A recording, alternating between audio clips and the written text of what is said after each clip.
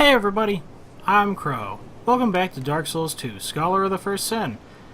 It would have been like half the episode of me fighting a ton of bullet sponge enemies, so I killed most of them. Ring of Binding. To prepare us for this stuff. I left the most interesting one and potentially two other little ones, but the Haid Knights, the white knights that were sitting on the ground, are now up and walking around because we killed the Dragon Rider. And there was all the big knights that took a lot. Like, it was just basically me running back and forth between here and the bonfire. Not actually resting at it, but like the room where the Dragon Rider was. Because the enemies won't go in there too far, only to the center of the room. So it basically let me just walk away from them and shoot them. And there was lots and lots of that. Enough to probably fill up like half an episode, if not more. So I was like, yeah, let's just get to the meaty bit. We come up here, there was a Haid Knight right here. And we begin our very long hit and run. Because this thing's probably wait, no, we actually just did a lot of damage to it. We're doing a surprising amount. I mean, I know it's +4, but ow.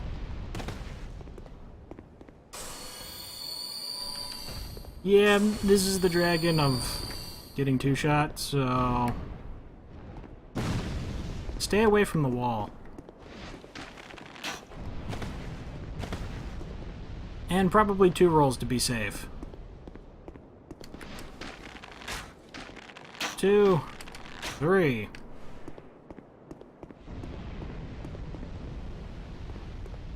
Don't really want to go up and be in the dragon's face. Poison arrows completely change the game. They make everything all lolsy. I wonder, can the fire not reach this far? I don't think they would have done that.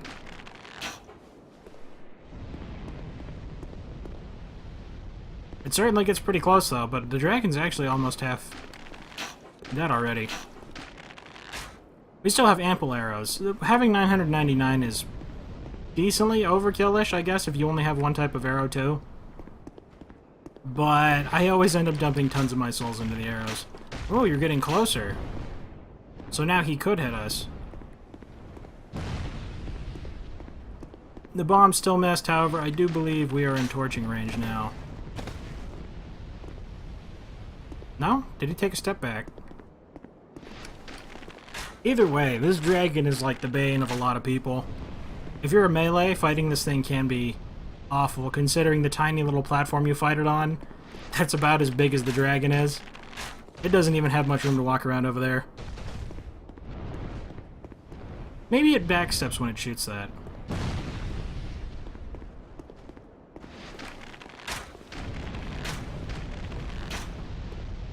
Huh, that really isn't far enough to hit us. I always remembered having to run up and down the staircase like I was doing there. But, I mean... Oh, I thought you were jumping. I was going to try and get the air snipe.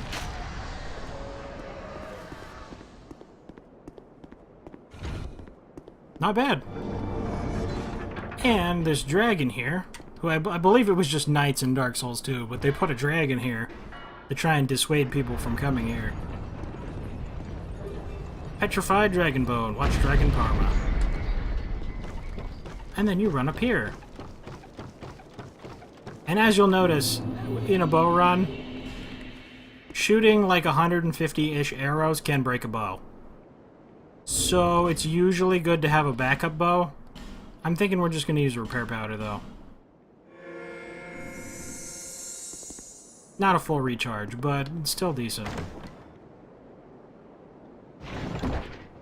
Bow runs are... Like, I don't know how many people have actually broken a bow from shooting it. But it can kind of suck. Unfortunately, items break really fast in this one. Probably going to want to be on Estus. Well, the Ring of Binding was that limits HP reduction when hollow. I think this halves it, so you lose 5% of your max health instead of 10 for each time you die. Capping at 25 instead of 50. But we don't have any more iron arrow. Oh, we actually have fire arrows. Fire arrows are very useful, too, in other things, because they set off bombs and stuff, so we probably won't be using those this fight. However, it is time. Do we have anything else I would want to use?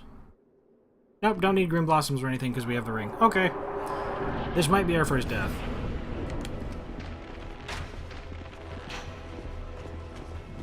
Takes good damage, okay.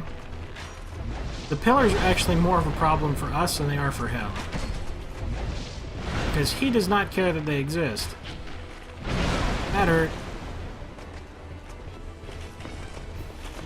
I gotta wait for your attack. I gotta bait it. Okay, good. That did get absorbed by the pillar. Oh, you didn't do a follow-up. I have not fought these people in a very long time. It is good that he's taller than these, though. Most fights is basically just going to be us backtracking to try and hit him.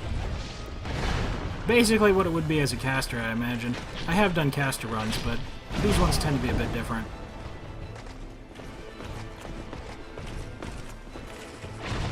There we go. Because I think bows have less of a charge up than casting spells. And the projectiles seem to move slower than bows. Eventually he'll smash all of these things. Which will actually be good for us, because then there's no chance of me getting caught on them. They don't do a very good job at slowing him down. I need to stop doing 2 shots and just do single shots. That could have been bad.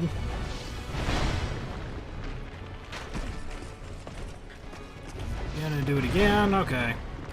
As bosses get lower in health, I do believe they add more swings into their combos. So I do anticipate he will be faster. I think all the benches on this side are smashed. Roll out the way and go.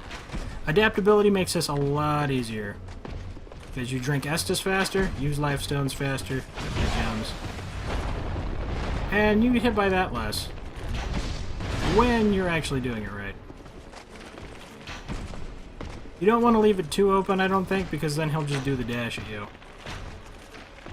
Are you really stuck on those? I mean, okay, if you're gonna...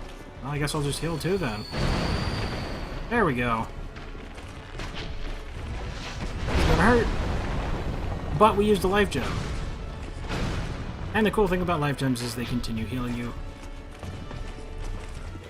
Unless you get to full health.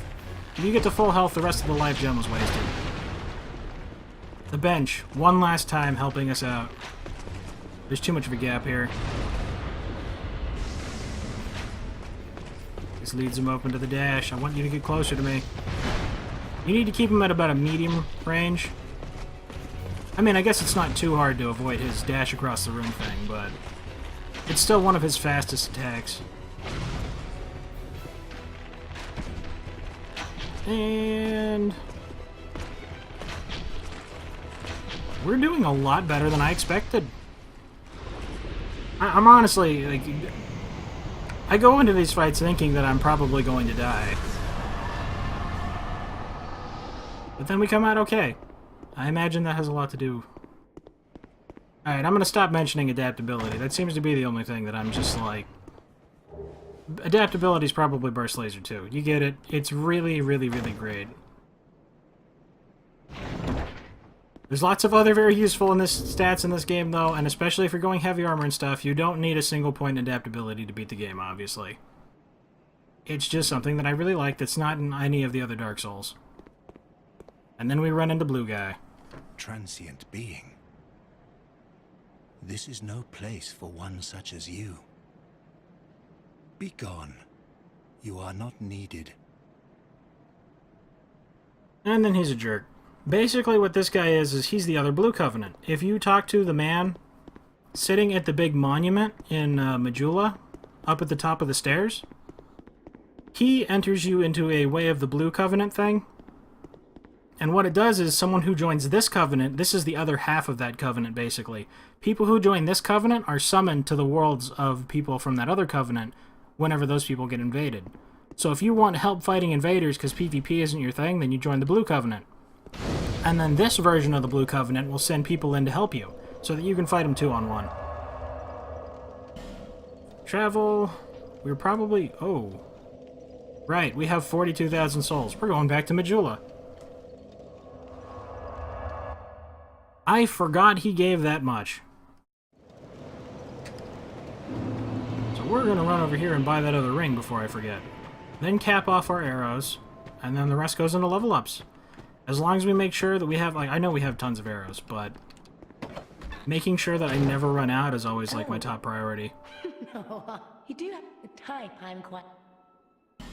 Buy item, I will buy your ring. We can now get the other fragrant branch of yore and do that other quest line later on. I don't need any of these, and I'm not really interested in that stuff. Actually, you only have 10 of these? That sucks. We get Satisfied? a very useful thing later, which will get us pretty well through the rest of the game. Let's see. Dragon Rider Soul we are definitely keeping. The old Dragonslayer, though, we do not want his lightning spear, for we are bow only. Soul of a Lost Undead. Soul of a Nameless Soldier. Arrows. I knew you'd be around. Arrows maxed. I'll be around. 9,990 arrows is 999 arrows, so it's actually not that expensive to fill up once you get later in the game. Bearer of the curse. Seek souls. Seek lest this... But considering you get 50 and it takes you 30 souls worth from the earlier enemies, the grinding is only really happening in the beginning of the game. We are going to level up our adaptability to 37.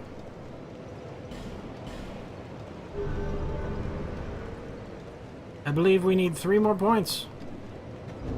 And then we'll start putting more points into dex. We need more strength, I think, to use some bows. I'll look up the specifics in between. But, what is it? It is now 4,500 to level up. It's getting to the point where it's a little expensive.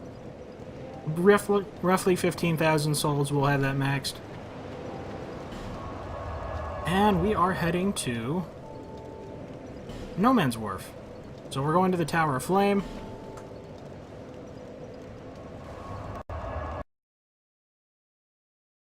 And we'll run down to the next area, where one of my favoriteest weapons in this game, actually probably my favorite weapon, exists. The Greatsword. It's called Greatsword, but it's actually an Ultra Greatsword, and it is a huge-ass, like, buster sword that does tons of damage, has amazing A scaling. It feels great. On a couple runs, I even went, because once you get high enough in levels, you can basically do everything once you get high enough level. You're not just a fighter character or whatever. You can have intelligence and faith and stuff. So I'd get my strength stats maxed, and then I'd get 2 magic greatswords, and it would just be insane. You just do 1 jump attack and hit things for like 1,500 or 1,200 or something. I don't remember. It's like 1,200 to 1,500. But you can one-shot things. And it's funny. They're like 28 pounds each or 20 pounds each or something, so you crawl having 40 pounds of weapons on you. But I always thought it was cool. At least one of them is actually viable. Soul of a Proud Knight. Old Knight Halberd. It was the dumbest thing, actually. Playing these games, I always went for the big... Even ever since Demon Souls, I've always gone for the big weapons before I did anything with casting or anything else. So I remember trying, in one of my later runs, I used a longsword on my sorcerer, because I always maxed out like the endurance too, just to get the full stamina. You can swing that thing for years, basically. Alright, we have to kill the knight over here. And I was like, guys, I went over to my friends, I was like, did you know that weapons smaller than Ultra Greatswords are actually viable choices? And they were like, no shit.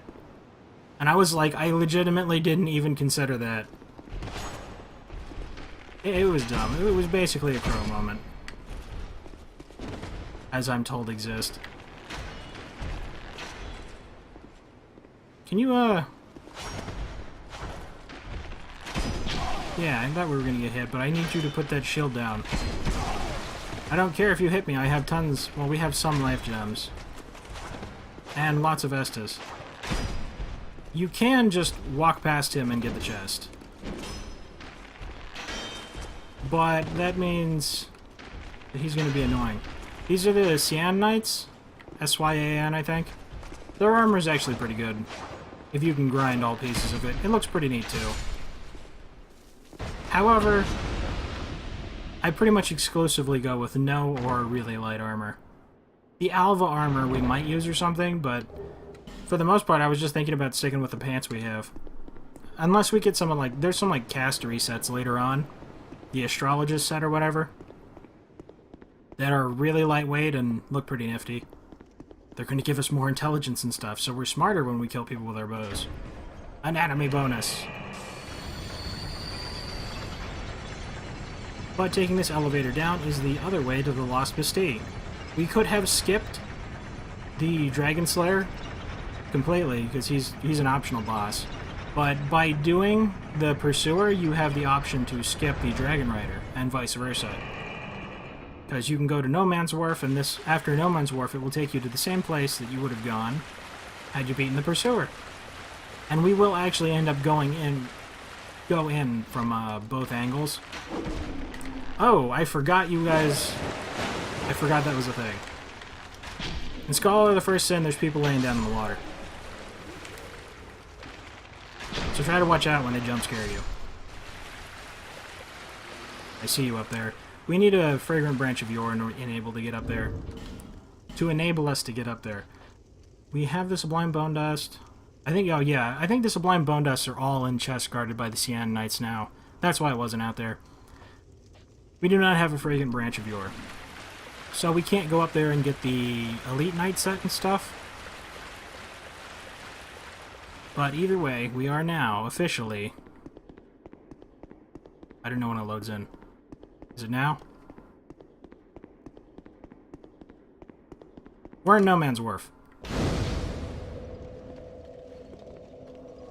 Unseen Path to Hade.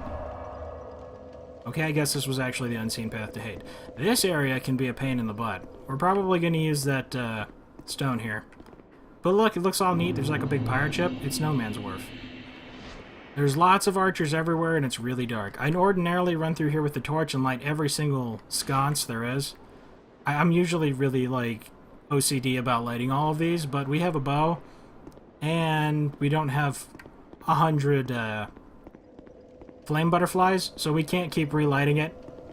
So, we're gonna have to go through in the dark, most likely, until we hit that. Either way, thank you guys very much for watching. I hope you liked it. Later, everybody.